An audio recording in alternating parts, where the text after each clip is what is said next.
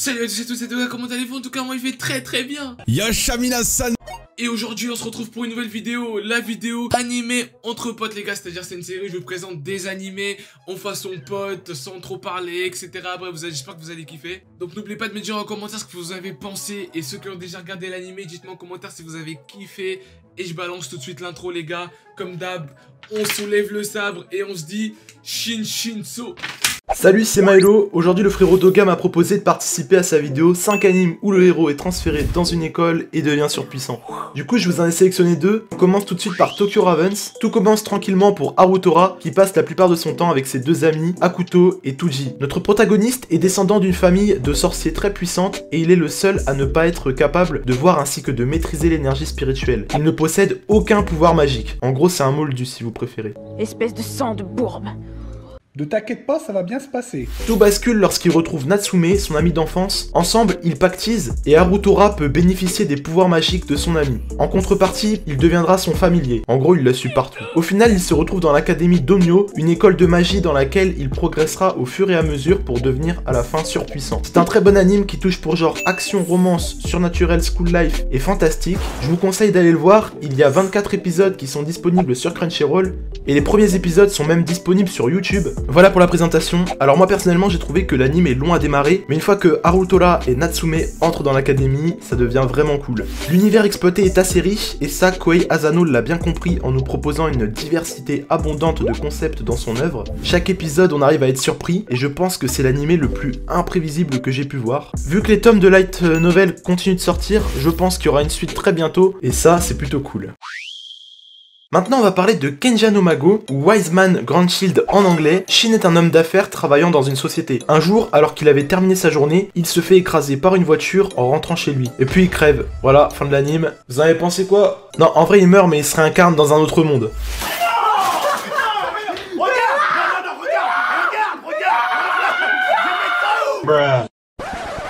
Dans un monde d'heroic fantasy, Shin a une sorte de seconde vie, sauf qu'il se souvient parfaitement de sa vie antérieure. On suit donc rapidement son enfance où il est élevé par le patriote Merlin Wolford, qui est d'ailleurs son grand-père adoptif. Ce dernier lui apprend la magie et Shin maîtrise très rapidement puisqu'à seulement 10 ans, il arrive à vaincre des créatures super balèzes. Le temps passe et on retrouve notre protagoniste le jour de son 15e anniversaire. Alors il faut savoir que dans Kenja no Mago, 15 ans ça correspond à peu près à la majorité. Et au cours de son repas d'anniversaire, une personne à la table va lui conseiller d'intégrer une académie de magie pour qu'il puisse se perfectionner. Shin met donc les pieds pour la première fois dans la capitale et il décide de s'inscrire dans l'école qu'il intégrera haut la main. Bien évidemment, Kenja no Mago c'est aussi des rencontres. On suivra donc divers personnages comme lui, elle, lui...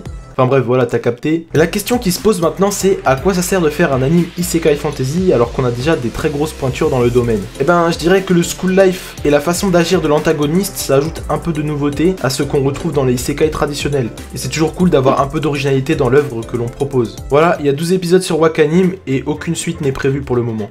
Et voilà, c'est déjà la fin de ma partie. Avant de donner la parole à Toga, j'ai une chaîne YouTube sur laquelle je fais des vidéos où je parle d'anime et de divertissement en rapport avec ce dernier. Donc si vous êtes intéressé, faites-moi passer la barre des 300 abonnés s'il vous plaît, c'est la hesse cousin.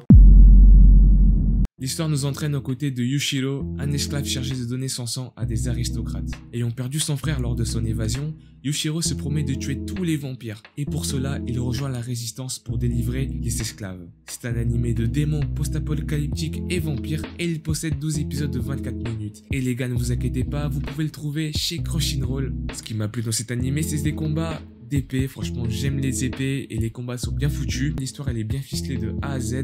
On voit notamment toute l'évolution des personnages un par un et ne vous inquiétez pas, l'histoire n'est pas concentrée que sur un seul perso, c'est aussi concentré sur d'autres personnages qui seront aussi bien développés. Franchement les gars, celui-là je vous le conseille et je suis sûr à 100% que vous allez aimer.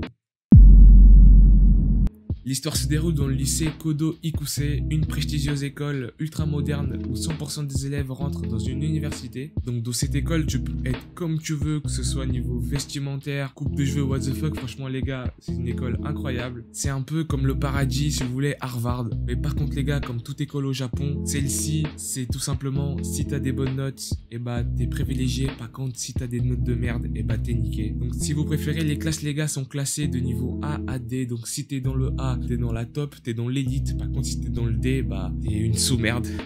Et là, on suit un mec ultra intelligent, les gars. Et franchement, vous allez voir sa progression, vous allez voir son histoire. Et j'ai pas trop envie de vous dire dans cet animé-là, car je vais vous spoil. Mais sinon, il est super bien. Regardez, l'ambiance, elle est énervée, tout est cool. Je vous le conseille. C'est un animé de comédie, drame et combat. Il possède 12 épisodes. Et surtout, encore une fois, il est disponible sur Crunchyroll.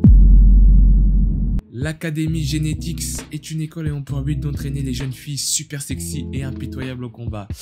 Ouais les gars, ne vous inquiétez pas, l'histoire ne commence pas là. Ok. Ils sont tous accompagnés d'un binôme masculin afin qu'ils luttent contre une invasion extraterrestre appelée les Nova. Kazuya est un jeune garçon qui décide de partir étudier là-bas afin de devenir un Freezing. En gros, le personnage qui est capable de manier un robot. Et lors de son arrivée, il aperçoit une fille, qu'il s'agit donc de la fille la plus populaire de l'école. Et donc là, on va suivre leurs aventures, leurs combats et tout est beau. Alors ce que j'ai aimé de cet animé, c'est surtout les combats. Donc là, on n'est pas dans un animé ecchi banal, il y a quand même des combats assez stylés les gars, et surtout bon, même si le développement des personnages ne sont pas top, on a quand même une très bonne animation et c'est quand même cohérent. Donc les gars, si vous aimez un peu les combats ecchi robots, vous allez vraiment apprécier cet animé, c'est sûr. Donc il possède 12 épisodes et par contre il est disponible chez Neko-sama, un très bon site streaming où il y a beaucoup d'animés dessus, donc je vous laisse voir ça par vous-même. Donc voilà les gars, si vous avez aimé la vidéo, n'hésitez surtout pas à liker et à vous abonner, c'est très important. Checkez la description parce qu'il y aura tous les animés et le site en question. Donc si vous voulez voir ces animés là, Doga vous régale. N'hésitez pas à me dire en commentaire les animés que vous voulez que je vous présente dans une prochaine vidéo. Et puis les gars, moi je vous dis à très bientôt. Sayonara.